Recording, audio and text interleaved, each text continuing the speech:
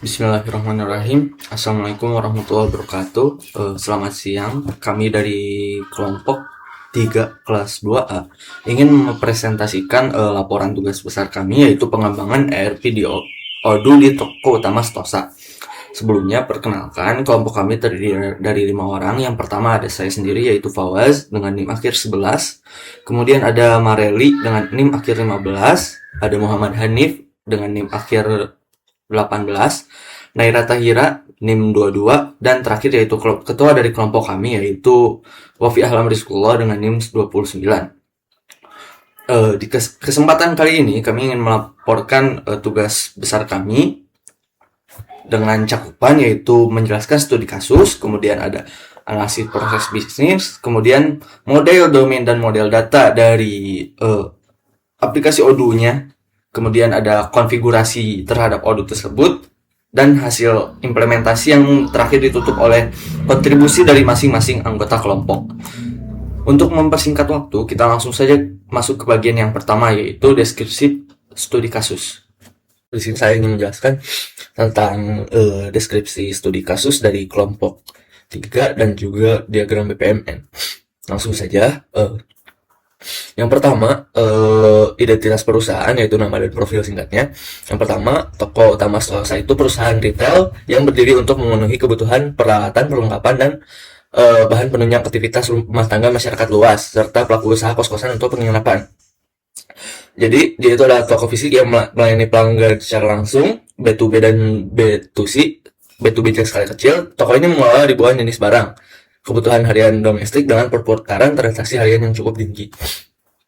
Nah, selanjutnya bidang bisnis dan cakupan usahanya, perusahaan itu bergerak di perdagangan eceran, retail, khusus peralatan dan perlengkapan rumah tangga modern. Nah, cakupan produknya antara lain yaitu peralatan dapur dan alat masak, perlengkapan kamar tidur dan ruang tamu, alat pembersih dan sanitasi rumah tangga, dan juga peralatan pendukung dan utilitas listrik. Nah, permasalahan yang dihadapinya, jadi saking banyaknya transaksi yang terjadi di toko utama Sentosa, sehingga operasionalnya itu mengalami kendala, sehingga membutuhkan implementasi sistem ERP yang terintegrasi. Nah, permasalahan utamanya yaitu permasalahan pengelolaan stok dan juga pos. Nah, tapi di implementasi kami, bagian inventornya itu tidak terlalu eksplisit. Jadi fokus kami di sini adalah di permasalahan proses penjualan atau posnya. Nah, untuk challenge yang kita ambil, yang pertama penambahan fitur notifikasi peringatan pengemasan khusus di modul POS. Nah, alasannya toko ini menjual barang-barang klasifikasi khusus, yaitu pisau gitu, dan juga beberapa alat yang mudah terbakar, contohnya kayak gas, kan alat rumah tangga. Nah, dan selanjutnya integrasi scanner barcode di modul POS. Oke, selanjutnya langsung saja ke BPMN, diagram BPMN. Nah, proses bisnis yang kita ambil itu menggunakan BPMN gitu, itunya penggambarnya. Nah, boleh dilihat, dimulai dari customer. Jadi diagram ringkasnya itu, diagram BPMN itu adalah sesuai dengan UI-nya atau interface-nya dari Odoo gitu, dikonversi ke BPMN. Nah, untuk implementasi, karena ini kecil, jadi saya mau langsung ke core-nya aja. Untuk implementasi challenge-nya terdapat di bagian ini. Nah, di bagian gateway yang ada 3 ngebaris ini, dimulai dari nge-scan barang. Jadi dia nge-scan barang terlebih dahulu, terus apakah barcode-nya valid. Terus selanjutnya masuk lagi ke gateway, apakah barang itu berbahaya gitu, hazard, atau tajam, atau mengandung bahan kimia. Kalau iya, dia akan nge-show packaging warning notification. Nah, Kalau enggak ya dia bakal lanjut lagi. Terus kemudian ada masuk ke gateway ini, apakah mau lanjut ke more items. Jadi kalau misal barangnya lebih dari satu dia bakal di nge-scan lagi, nanti bakal nge-scan lagi si kasirnya. Tuh. Jadi untuk challenge yang scan barcode ada di sini, scan barcode saya. Oke. Nah, ini bakal saya bacakan logika proses utamanya. Diagram ini memodelkan interaksi end-to-end antara pelanggan dan kasir dalam ekosistem Odoo-Flows. Proses berfokus pada alur transaksi harian, mulai dari pemindaian barang hingga penyelesaian pembayaran. Poin krusial dalam diagram ini adalah adanya gerbang keputusan yang mengintegrasikan pengecekan tipe barang dan notifikasi keamanan secara real time sebelum sistem memvalidasi transaksi. Oke, sekian dari saya. Selanjutnya akan dijelaskan oleh Naira. Oke, sekarang saya akan menjelaskan terkait analisis proses bisnis yang mendasari transformasi operasional toko utama Sentosa. Analisis ini difokuskan pada proses pengajuan retail, point of sale, dan manajemen inventaris terintegrasi. Proses ini memodelkan interaksi end-to-end antara pelanggan, kasir, dan sistem ERP Odoo. Fokus utamanya adalah menciptakan alur kerja yang tidak hanya cepat, tetapi juga memiliki mekanisme kontrol otomatis untuk mengatasi dua tantangan utama.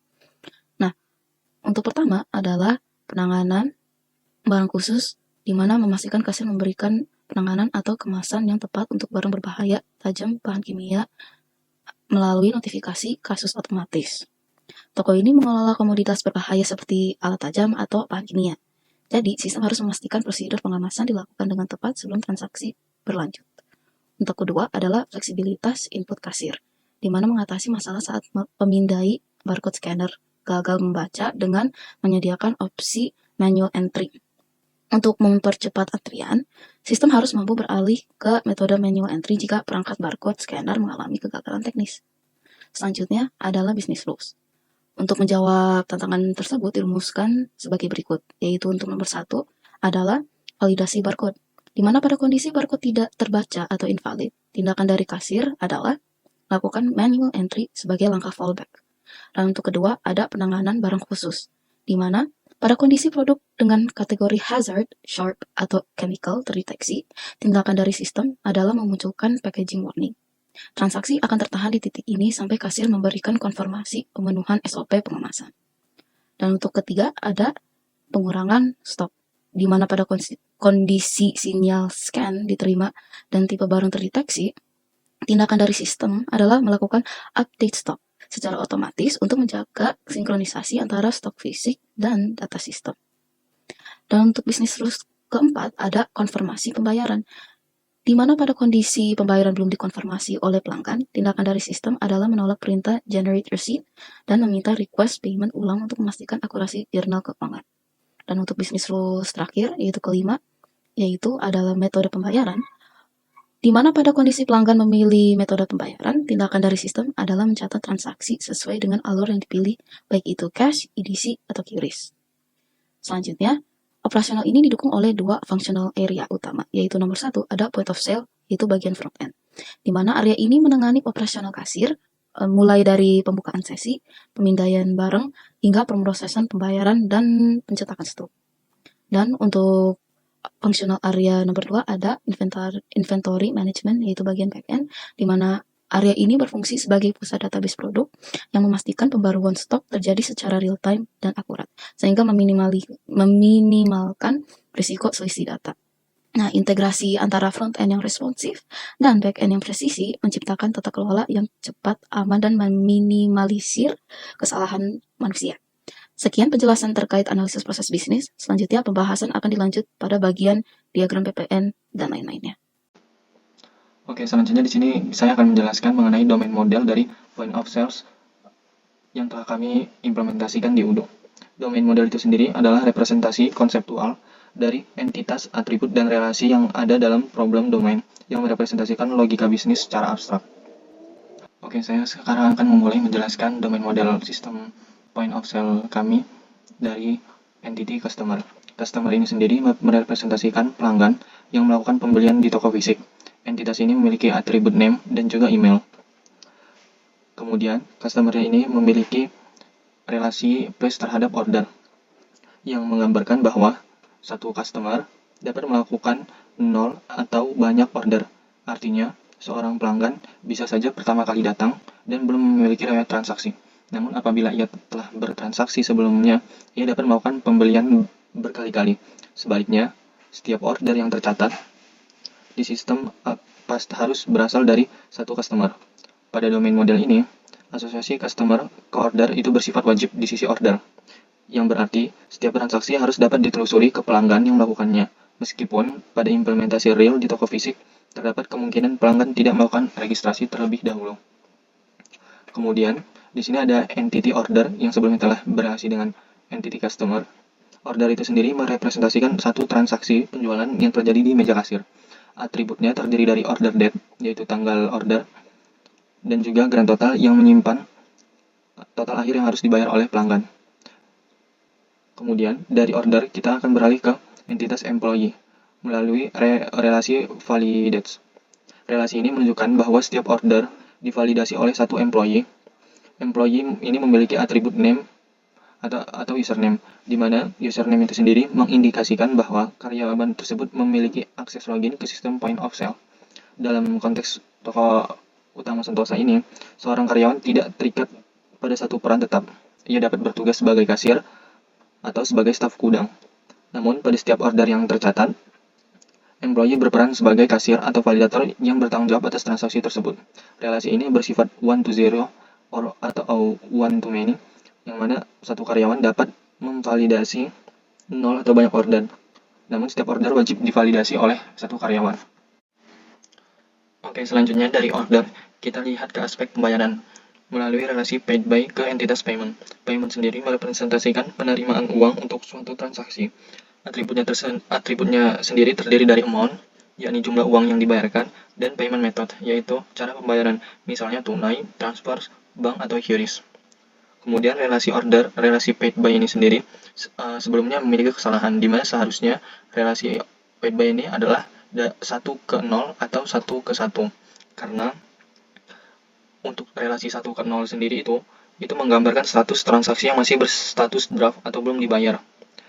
Dan relasi 1 ke 1 menggambarkan satu order hanya dapat memiliki satu payment, di mana seperti satu order hanya bisa dibayar dengan satu payment method seperti QRIS ataupun tunai, tidak bisa split method atau digabungkan keduanya, setengah QRIS, setengah tunai.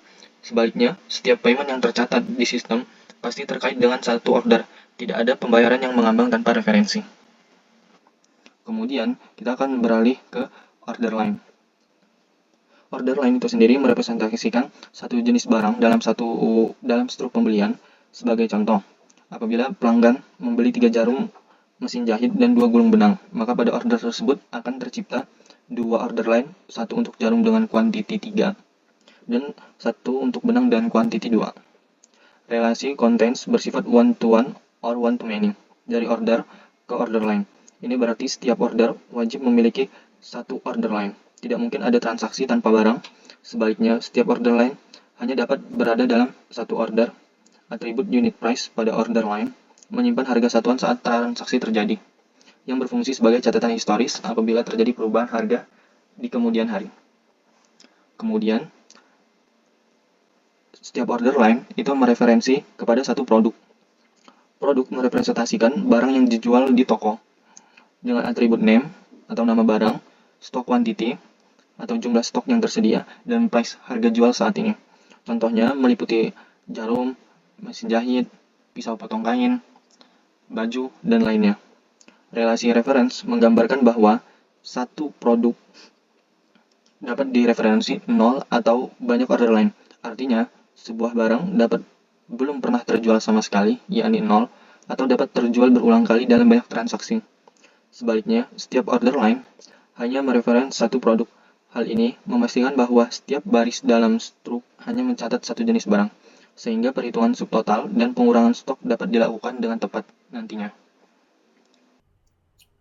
Oke, selanjutnya di sini saya akan menjelaskan IRD toko utama Sentosa yang menggunakan crossfoot notation. Di sini saya akan mulai dengan entitas pertama, yaitu entitas kategori yang memiliki kategori ID sebagai primary key dan juga memiliki name yang bersifat not null dan unique. Kemudian di sini entitas ini memiliki domain constraint pada 1 to 1 atau 1 to many. Di mana 1 to 1 adalah 1 to 1 pada 1 to many. Kemudian di sini entitas kedua, yaitu entitas category yang memiliki kategori ID sebagai primary key dan juga memiliki name yang bersifat not null dan unique. Kemudian di sini entitas ini memiliki domain constraint pada atribut name, di mana atribut name ini dibatasi nilainya menjadi hanya 5. Namun di sini memiliki kesalahan, seharusnya 5 bukan 4. Yang mana terdapat 5 itu sendiri adalah alat potong, bahan kimia, perlengkapan dapur bukan perlengkapan tekstil, suku cadang, dan juga order. Kemudian, kategori memiliki relasi ke produk yang bersifat one to zero or one to many. Artinya, satu kategori dapat memiliki banyak produk, namun setiap produk wajib tergolong ke dalam satu kategori. Selanjutnya, kita akan beralih ke entitas produk. Entitas ini menyimpan data master produk induk. Atributnya terdiri dari produk ID sebagai primary key, kategori ID sebagai foreign key, name yang bersifat not null, base price, dan juga description. Produk ini berperan sebagai entitas induk yang belum menyimpan detail spesifikasi ukuran atau spesifikasi lainnya. Sebagai contoh, spesifikasi seperti ukuran inci, ukuran mili, dan juga warna. Kemudian, produk memiliki relasi ke produk varian yang bersifat one-to-one or one-to-many, yang mengindikasikan bahwa satu produk induk wajib memiliki minimal satu varian dan dapat memiliki banyak varian. Selanjutnya, kita beralih ke entity produk varian, di mana produk varian memiliki atribut varian ID sebagai primary key, produk ID sebagai foreign key, SKU yang not null dan unique, barcode not null dan unique, specification yang not null, unit of measure yang not null, stock dan unit price yang not null. Specification menyimpan nilai ukuran seperti 20, 30, 40 atau warna seperti blue, red, dan green. Unit of measure menyimpan satuan ukuran atau satuan untuk seperti warna. Khusus untuk blue, green, dia memiliki unit of measure-nya color. Kemudian selain itu dia memiliki satuan ukuran seperti milimeter, inci, atau nomor. Yang kemudian ada stok yang mencatat stok secara real time, serta unit price sebagai harga jual per varian. Kemudian, constraint pada entitas ini menetapkan bahwa stok quantity harus lebih besar atau sama dengan 0, dengan unit price harus lebih besar dari 0, kemudian relasi produk varian ke order line bersifat one to zero or many, yang berarti satu varian dapat terjual berkali-kali, namun setiap baris item transaksi wajib mereferensi satu varian. Relasi lainnya adalah ke stock movement, yang juga bersifat one to zero or one to many, yang mengindikasikan bahwa satu varian dapat memiliki banyak riwayat pergerakan stok. Kemudian kita akan beralih ke entitas employee, di mana entitas employee ini merepresentasikan seluruh karyawan yang terlibat dalam operasional. Atributnya terdiri dari employee ID, name, username, kemudian ada role yang bersifat not null serta pon. Kemudian dalam konteks bisnis ini, role itu bisa dimiliki banyak oleh satu karyawan. Seorang karyawan tidak terikat pada satu peran tetap. Seorang karyawan dapat bertugas sebagai kasir dan juga berperan sebagai staf gudang. Relasi dari employee ke order bersifat one to zero or one to many, yang menggambarkan bahwa satu karyawan dapat memvalidasi atau menjadi kasir pada banyak transaksi. Kemudian relasi itu juga terjadi ke entitas stock movement, di mana satu karyawan dapat menangani banyak pergerakan stok. Kemudian kita akan bergeser ke entity customer, yang berfungsi untuk menyimpan data pelanggan terdaftar. Atributnya berupa customer ID, name, email, phone, dan registered ad. Relasi dari customer ke order bersifat one to zero or many, yang mengindikasikan bahwa satu pelanggan dapat melakukan banyak transaksi, namun satu transaksi boleh tidak memiliki pelanggan yang terdaftar. Hal ini mengakomodasi skenario pelanggan walk-in yang umum terjadi di toko fisik. Kemudian kita beralih ke entitas order. Entitas order berfungsi sebagai pusat dari seluruh transaksi penjualan. Atributnya terdiri dari order ID sebagai primary key, kemudian customer ID, kasir ID, validator ID, ticket number, order date, subtotal, total tax atau pajak, grand total, dan juga status. Kemudian, entity ini memiliki check constraint pada entitas ini yang menetapkan bahwa grand total harus sama dengan subtotal ditambah dengan tax dan ditambah dengan total tax, dan nilai status hanya boleh berupa draft, confirm, paid atau cancel. Relasi dari order kemudian relasi dari order ke order line bersifat one to one or one to many, yang berarti setiap transaksi wajib memiliki minimal satu barang. Kemudian relasi dari order juga memiliki relasi ke payment yang bersifat one to zero atau one to one, yang mengindikasikan bahwa satu transaksi dapat menerima 0 atau satu pembayaran sesuai dengan aturan bisnis, satu order, satu payment. Kemudian entitas order line yang merepresentasikan detail barang dalam satu transaksi. Setiap baris pada entitas ini mencatat satu jenis varian produk beserta jumlah pembeliannya. Atributnya terdiri dari order line ID, order ID, varian ID, quantity, unit price, dan line total. Pada entitas ini terdapat mekanisme penting berupa trigger. Setelah insert, trigger ini secara otomatis mengeksekusi perintah update pada entitas produk varian di mana nilai stok quantity dikurangi sejumlah quantity dari order line yang baru dibuat. Dengan demikian, sinkronasi stok antar kasir dan gudang terjadi secara real time tanpa intervensi manual. Kemudian, kita beralih kepada entitas payment dan payment method. Entitas payment method berfungsi sebagai master data metode pembayaran. Atributnya terdiri dari method ID sebagai primary key, name, dan juga type. Ya, contoh dari payment method ini adalah QRIS, transfer bank, kartu debit, ataupun tunai. Kemudian, untuk entitas payment, mencatat pembayaran untuk setiap transaksi. Atributnya meliputi payment ID, order ID, method ID, amount, status, dan paid end. Kemudian, check constraint pada entitas ini menetapkan bahwa jika status adalah sukses, maka amount wajib sama dengan kirim total pada order. Selain itu, nilai status hanya boleh berupa pending, sukses, failed, atau refund. Relasi dari payment method ke payment bersifat 1 to 0 or 1 to many, yang mengindikasikan bahwa satu metode dapat digunakan pada banyak pembayaran. Kemudian, entitas yang terakhir adalah stock movement, di mana entitas ini berfungsi sebagai audit trail untuk setiap perubahan stok. Entitas ini mencatat siapa karyawan yang melakukan perubahan, kapan waktunya, dan alasan dibalik perubahan tersebut. Atributnya terdiri dari movement ID sebagai primary key, kemudian varian ID, employee ID, movement type, quantity, reason, movement date, dan reference order ID sebagai foreign key yang bersifat opsional. Kemudian, entitas ini memiliki check constraint pada yang mana entitas ini membatasi movement type hanya pada 3 nilai, yaitu in untuk restock, out untuk penjualan atau pengeluaran, dan adjustment untuk penyesuaian. Selain itu, nilai quantity wajib lebih besar dari 0. Kemudian, atribut reference order ID diisi apabila pergerakan stok berasal dari transaksi penjualan yang mengacu kembali ke entitas order. Di sini kami dari kelompok 3 akan mempresentasikan terkait analisis pada pos di Udo dan penggunaan apa saja yang ada bisa digunakan pada POS ini. Dari pertama yaitu mulai dari skenario dari mode inventory. Di mana mode inventory ini kita dapat membuat products di sini, products, dan menentukan apakah dia itu berkategori demikian atau kita dapat memasukkan barcode yang nantinya akan bisa digunakan dan diimplementasikan dengan aplikasi pihak ketiga. Kemudian di sini ada stok mau isi berapa, dan juga ada atribut dan juga varian dan lain-lain. Kemudian kita di sini dapat saya contohkan pada produk gunting terdapat 3 varian. Nah, cara untuk bisa menambahkan produk varian ini yaitu dengan cara produk varian atribut. Nah, di sini kita bisa menambahkan atau kita bisa melakukan konfigurasi, misalkan dari sini sendiri.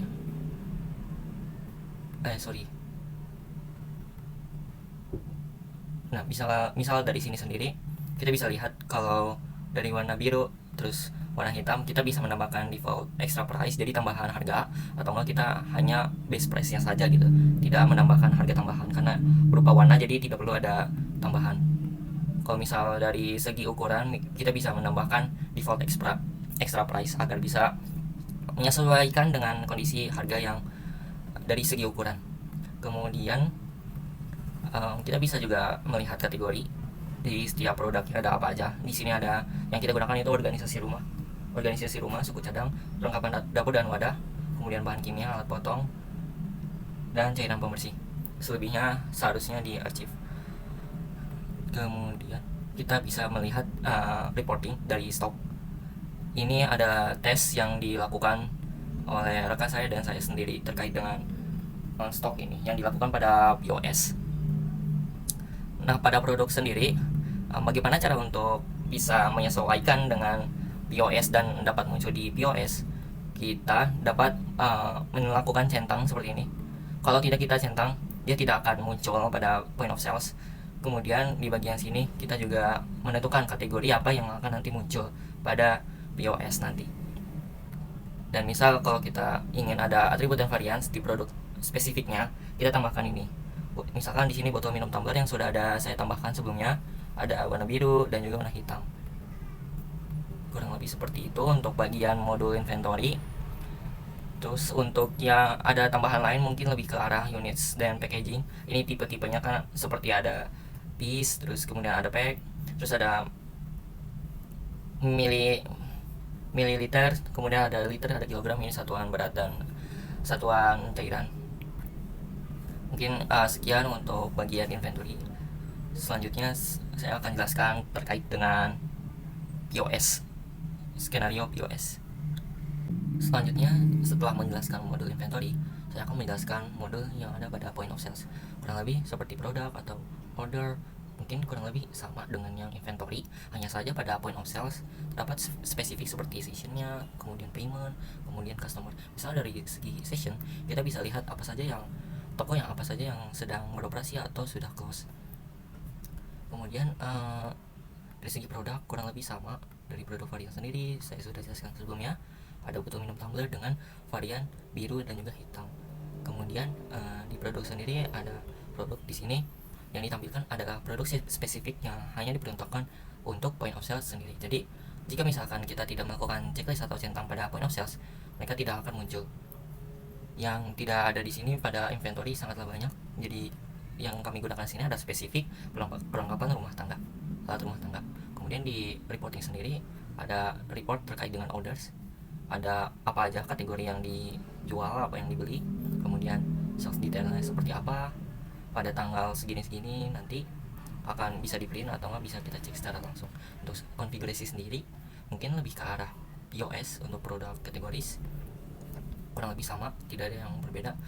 Mungkin untuk mempersingkat waktu kita masuk ke dashboard dan langsung ke skenario 2, di mana kita akan melakukan sebuah transaksi dan melihat bagaimana dari segi kasir dan juga customer dapat berjalan dengan melakukan sebuah transaksi. Kita akan melakukan satu transaksi sebagai contoh. Misal kita akan memilih 5 produk, 1, kemudian 2. Misal ini adalah tipe yang varian, kita add untuk yang ini.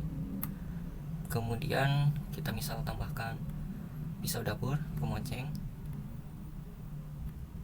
dan juga tempat respons. Kemudian kita bisa memilih customer yang spesifik, misal Hanif Awas. Kemudian kita bisa lakukan payment seperti biasanya. Nah, di sini kita bisa memilih antara QRIS, card, customer account ataupun cash. Kita akan mencoba di sini untuk melakukan cash. Kemudian kita coba validate. Boom. Sini akan tertera detail barang-barang yang sudah dibeli.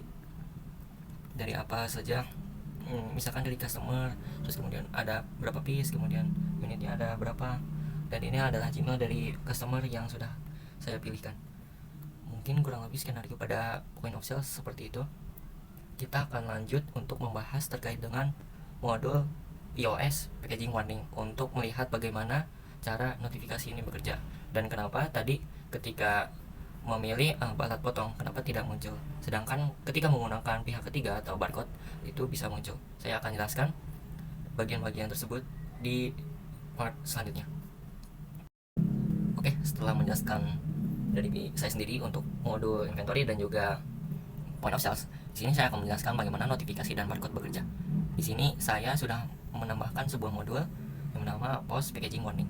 Jadi di sini itu kenapa bisa ada dan kenapa bisa muncul? Karena saya sudah menambahkan add-ons pada spesifik folder Udo yang sudah saya instalasi.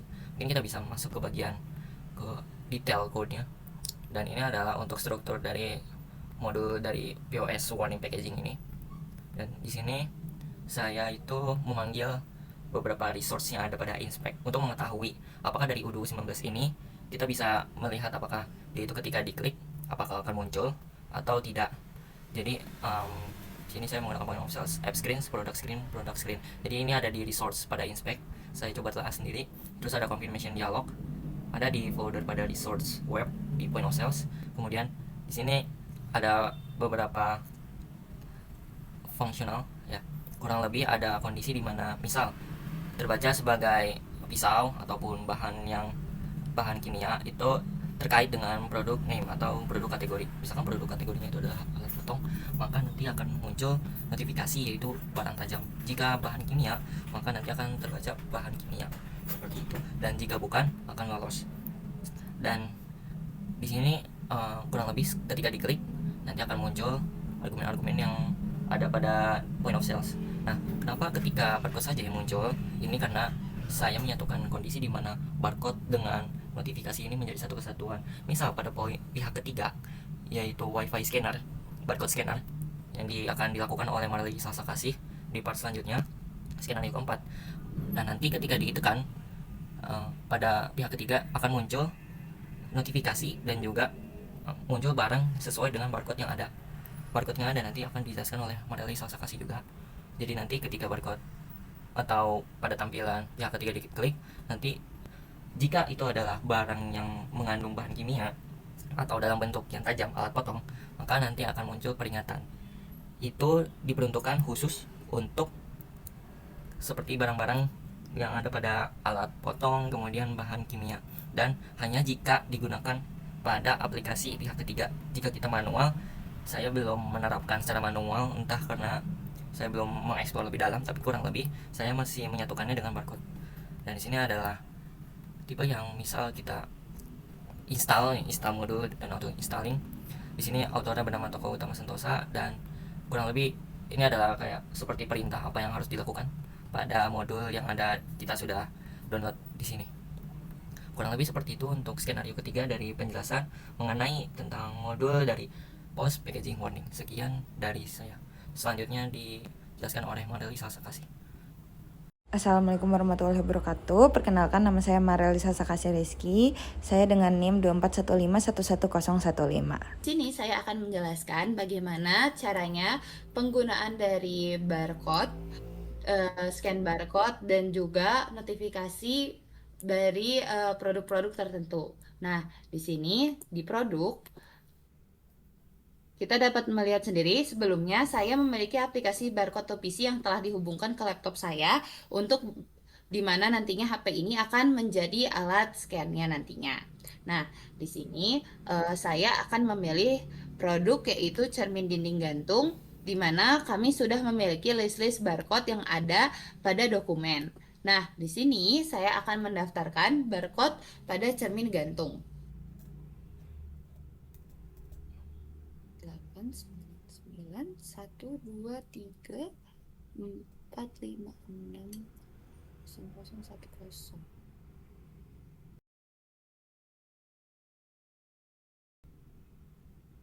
Delapan, 9, 9, 1, 2, 3, 4, 5, 6, 1, 10. Nah, di sini dapat dilihat sendiri bahwa barcode-nya telah tersimpan di aplikasi Udo.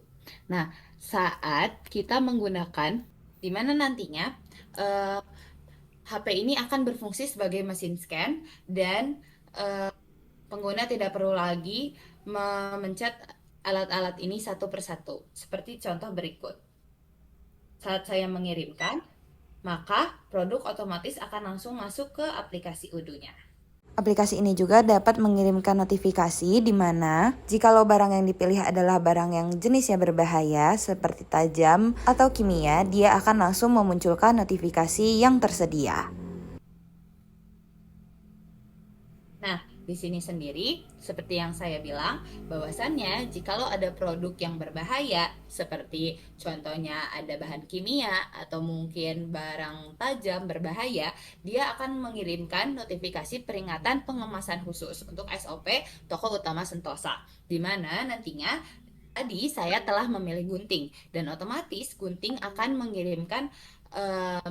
mengirimkan notifikasi, yaitu kasir harus menggunakan selongsong pelindung atau wrapping khusus sebelum dikemas untuk melindungi kasir dan juga pelanggan nantinya.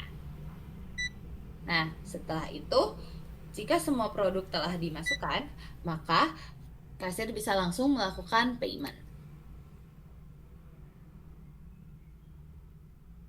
Seperti berikut. Sekian dari kelompok kami. Wassalamualaikum warahmatullahi wabarakatuh.